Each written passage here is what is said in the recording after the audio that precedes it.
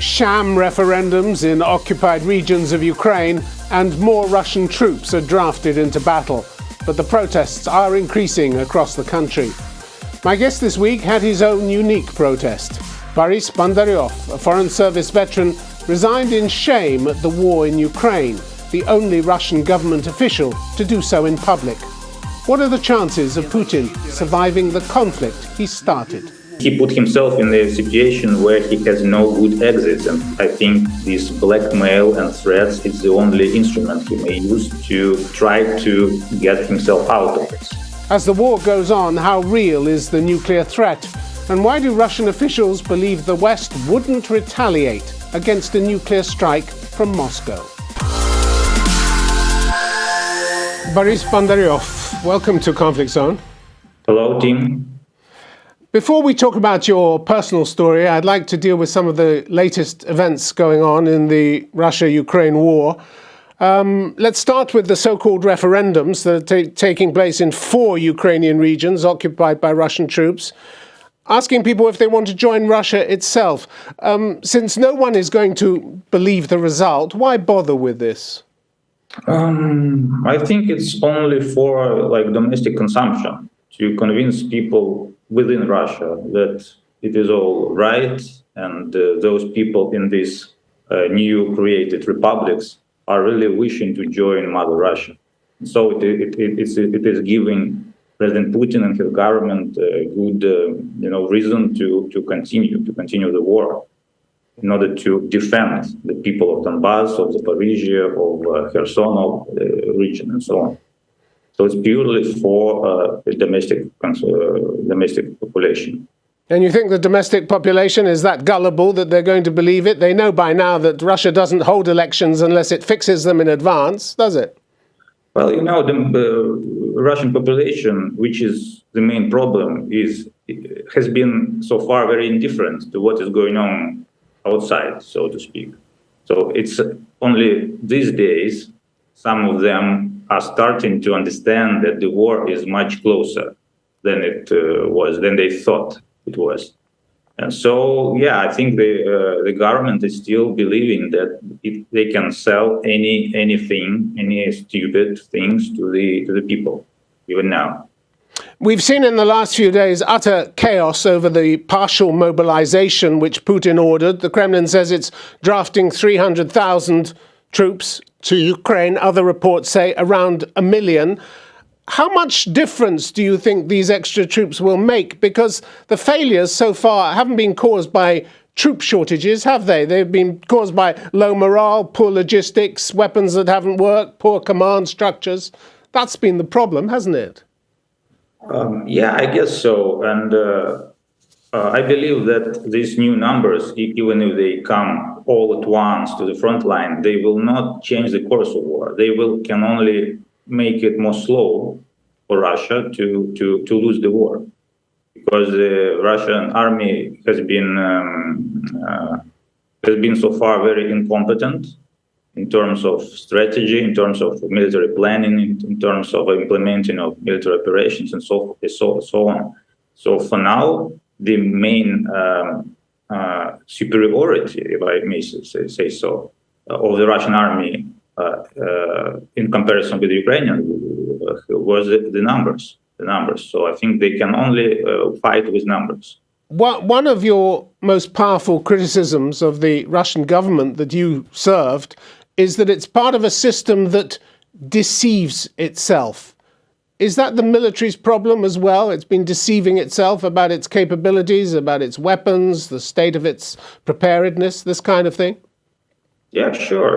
This picture is absolutely common for all branches of Russian government.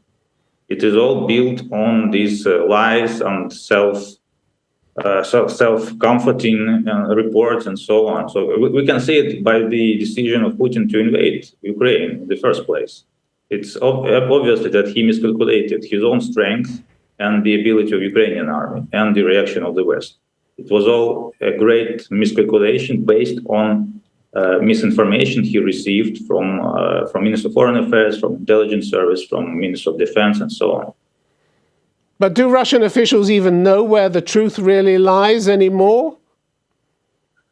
Well, it's hard to say that because I think on the very low level, people who work really in the field, so to speak, they know the truth. But while the truth is being reported from down to up, it is distorted in many ways. So it's no surprise that the decision makers on the upper end of the chain, they have the information which is not reflecting reality in full. Over the 20 years that you worked in the foreign ministry, you said the level of lies and unprofessionalism was increasing all the time. Is that what was demanded by the bosses? Just tell the Kremlin what they want to hear. That's it. Yes. Because if you report to Moscow the real situation, and the real situation is not always favorable to us, they may think that you don't work well enough, and it will make your career prospects less radiant than you could expect. So everybody wants to please Moscow, to show that they're working very hard, and then you can count on some career promotions and all. So that's it. It's purely career-oriented thing. You said in May that you had recently seen misleading information cabled to Moscow because that's what they wanted to hear. What was that information? Mostly it was that the Russian interest or Russian positions regarding the world is very widely shared by many countries, that Russia is not isolated, that the Western accusations are false and everybody understands that they are false. For instance, it also goes to the chemical scandals about the Skripal's poisoning or Navalny poisoning, for instance, and some other things. So it is, this reporting is a very sophisticated thing when you have to report truth, but you have to disguise it so nobody understands that it is an unpleasant truth. Yeah, it's a kind of art, you see, but this is very, very, very bad kind of art. You're very scathing about the foreign minister, Sergei Lavrov. Did you expect better from him? You say he symptomized the degradation of the system. Well, he has done a lot of evolution from the very prominent and hopeful minister to what we are seeing now. He's just another symbol of this degradation of this system, which is now denying the reality. So I don't expect anything from him and anything from the government he represents. And I think that we will all see very soon the collapse of the system. Really? Collapse? Yeah, based on what? All the lies that they've told? They suddenly realize that nothing is true, that everything's going wrong, and there's nothing and it's too late to do anything about it? Is that the scenario that you foresee? I foresee that it is all, it of course depends on the war and its outcome. But I don't see how Russia can prevail and can achieve a real victory on this. This can be achieved only if the Western countries stop supplying and supporting Ukraine at all, and if the West surrenders to Putin, well, so to speak. That's the only way Putin can prevail. In all other scenarios, he will have to retreat. He will have to back down, and then it will be a very, very hard blow to his regime. In the run-up to the invasion, when Russian diplomats all over the world were ridiculing the idea of war, did you know that Putin was going to invade? The US knew about it last autumn and said so. Did you know? Did people in your embassy know this was going to happen? No. Well, it was the information of the decision on invasion was not, of course, disclosed to almost anyone. So it was only personal guessing whether he will decide to invade or not. I personally didn't believe, because I would foresee all these consequences that this invasion would have, and I was pretty sure that Moscow also has this knowledge, has this understanding, but evidently they didn't. Evidently they miscalculated everything, as I said. So Moscow lied to its own embassies as well as to everyone else? Well, yeah, I wouldn't say they lie. They just don't tell anything that they don't want to tell. And the embassy are just the auxiliary thing for them. You said what disturbed you most in the Russian embassy was the casual way some of your fellow diplomats talked about nuclear strikes against the West, even though they worked in arms control. Did they have no idea how these nuclear strikes that they were talking about might lead to World War III or the consequences of that?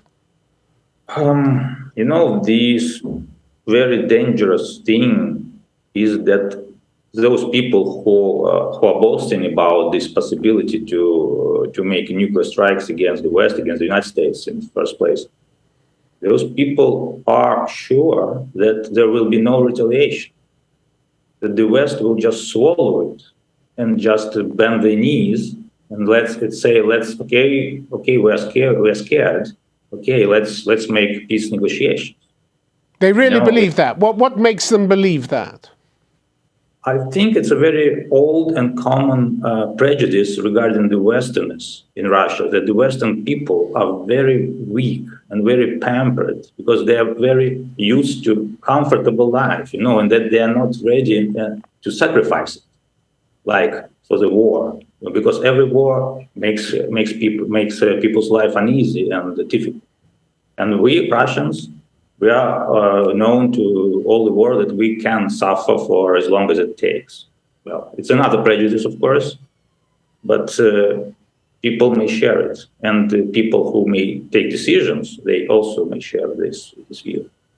At one point, you asked your former colleagues if they'd be happy for their children to live in radioactive ruins, and they simply replied, this is about values, traditional Russian values, as opposed to those of the decadent West. So in their minds, it's okay to blow up the West if the West doesn't share these wonderful Russian values? I think that's because it's all this talk about imaginary things, because no one can really imagine what the nuclear war will be. And of course, they just try to make themselves more confident about that. But I believe that some decisions can be made on these wrong grounds, unfortunately. In the last few days, we've heard more threats from Mr. Putin, more unrest across Russia itself. Some commentaries have suggested that amid all this chaos, Putin's power is beginning to drain away. Do you buy that scenario? I think that these events and the mobilization arranged by Putin is another symptom of his decay of his regime, because it's the last resort, well, apart from the nuclear weapon, nuclear blackmail that he may use. So I think we see this unrest in the regions, different regions, and so I cannot exclude that those unrest and some turmoil will be rising in the coming days. How long can you make as many mistakes and chalk up as many failures as he has and remain in power these days in Russia? It's hard to say. It's hard to say. I think the fate of Putin's regime is strongly dependent on the outcome of the war, or on the course of the war. We've already seen that this Kharkov offensive, very successful for Ukrainians, did make a blow on the reputation of the Russian army, the Russian government, even within the supporters of Putin. So if he will continue, and I hope he will continue getting defeats from the Ukrainian army, that will derail his reputation, his charisma, and the pillars of his regime. I guess my question is more about the hardline political and security elites in Moscow. They're not exactly known for having a forgiving nature.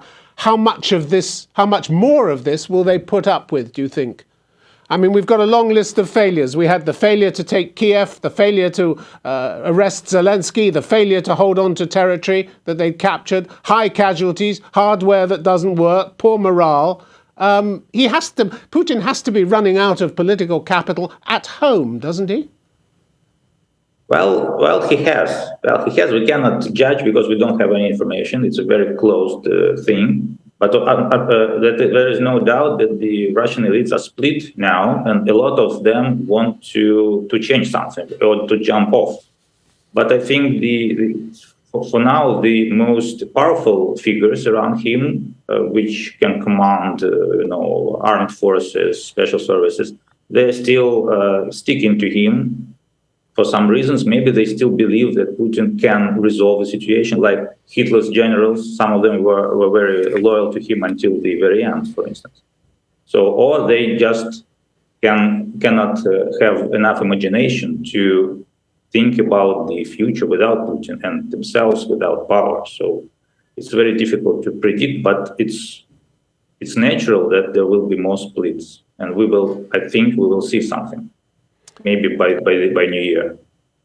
If you strip away all the lies, the accusations, the propaganda, do you in your own mind have a clear idea why Putin started this war? Yeah, he started this war because he wants to stay in power. He wants to secure his throne for a lifetime. And since he cannot sell to his electorate, to his population, any economic successes, because the economy is shrinking, it is going down since 2014. And the daily life of most people in Russia has been deteriorating steadily. He can only sell some military successes. That's why he wanted to conquer Ukraine, because it would have given him this aura of a great Russian ruler who defends Russian interests and so on. It then could work for some years, like it worked with Crimea. He just wanted to repeat this Crimean exercise. So this idea that he felt threatened by NATO and he thought NATO countries were trying to encircle Russia, although how you encircle a country that has 11 time zones and is 10% or 11% of the world's landmass, it's difficult to imagine. But all that's nonsense. All that was nonsense, was it? That may be a second thing he was thinking about, but I think the interest of securing his personal power is the most important for him. Also, this NATO, it's not about NATO, it's about possible Western interference into domestic affairs in order to instigate protest, because Putin and his accomplices, they are sure that all protests within the country cannot just be created by the people because they are dissatisfied. It is only orchestrated by the West. So it's another thing. But the first reason is just to cement his grip to power. Does he want to fight with NATO? I hope not, but he put himself in a situation where he has no good exits, and I think this blackmail and threats is the only instrument he may use to try to get himself out of this. Considering how you've denounced the war and the lies of the Russian government, how worried are you about your own safety? I don't really think about this very much. I believe that now we are living in such a dangerous time that we all must think about the safety of humankind more than our individual safety. So that's my answer, because I don't think much about that. A whole spate of key figures, businessmen, people in society who may or may not have opposed the war have landed up dead recently. Many seem to have had unexpected accidents or jumped out of upstairs windows. Not a coincidence, is it? There's a killing operation underway, isn't there, in Russia? Yeah, it's very suspicious coincidences. Yes, I have no information about that. I think all these cases should be investigated, of course, but once Putin is gone.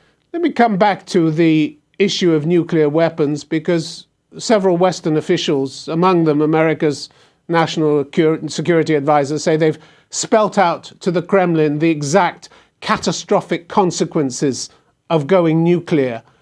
Do you think in any way that will deter Putin? You're in the arms control business. Will it deter him? Yeah. It's, deterrence usually works when both sides or all parties to this negotiation, to this conversation, both parties are reasonable and they don't want to die. And of course, they just want to keep your enemy or adversary at a distance. In this case, Putin, well, is simulating quite successfully that he is not quite reasonable, or maybe he is really unreasonable. We don't know. So we can't exclude that he may command to start the nuclear strikes. We don't know. So in this case, if we deal with a man who considers that it is okay to start a nuclear war, then deterrence may not work. If Russia really intends to use a nuclear weapon, what would be the signs to look out for? Do you get any of these signs now? Do you see any of them? Signs that Moscow is readying its nuclear arsenal for use? Well, I'm not the military expert to know such technical details, which could show us that Moscow is really readying its troops for nuclear strikes. So I believe that the intelligence gathered by the Western countries is much more reliable in this regard. And they say for now that they detect no such signs. But I just read that in Kherson Oblast, temporarily occupied by Russians, some troops were distributed to some, radiation pills or something, as if they were being readied for nuclear strike. I don't know, maybe it's just a propagandist stand or something. So I don't know, the rhetoric of Russian leadership is still very aggressive, and the nuclear blackmail has been in place since February 24. So if we judge by rhetoric, we can say that they were ready to nuclear strikes since the beginning of the war, but it's not so, evidently. So whether they will be ready to start the nuclear conflict, that's a big question. That's a big question. It appears that some of the fail-safe mechanisms designed to prevent a nuclear war have in part been eroded. I'm talking about direct communications between senior Russian and American military leaders. These appear to have stopped. How dangerous is that? It is very dangerous, of course, because those communication channels have been very useful since the Caribbean crisis. And it allowed to the key military commanders to talk directly with each other, thus decreasing the possibility of erupting a war. But of course, in this current situation, when both sides do not trust each other, so to speak, these channels may not just be working. And so under those circumstances, how easy would it be for one side to misread the signals of the other and launch a war on a false understanding of the facts? It is very probable. It is very probable because Russian side, I'm sure, is very, very nervous about any possible signs of, attack or any other interference from the Western countries, first of all, the United States, into the Ukrainian war. So they can, I don't know what the red lines are, but of course they are some red lines. So they can be very, well, as we have already seen, the Russian leadership has been very inadequate since the invasion. So it's very hard to say how they perceive the information they get from the front line, from the NATO countries. So they can decide something very unimaginable without real reasons for that. So the risk of miscalculation, misinterpretation, misunderstanding is very high. So what you're saying is that this could all get out of hand very quickly? I would say that it can get out of hand, but also there are scenarios that it won't. I think it is up to NATO countries, to NATO diplomats, so I don't know, someone from them to start or maybe maintain contacts with those people in Russian elite around Putin, and maybe in second or third echelon of Russian power, to present them that Putin is the only obstacle against the normalization of the relations, against this. So Putin must be gone with his close accomplices, and then the situation may be like reversed. That I think that may push those people to rally against Putin within the government. So it's vital to try and keep as many communications open as possible. Communication channels. Yeah, sure. Maybe not with Putin himself. Maybe he should be isolated from his supporters. That's the work to split the Russian elite. It's very important. Boris Bondarew, thank you very much for being on Conflict Zone. It's good to see you. Thank you. Thank you for inviting me.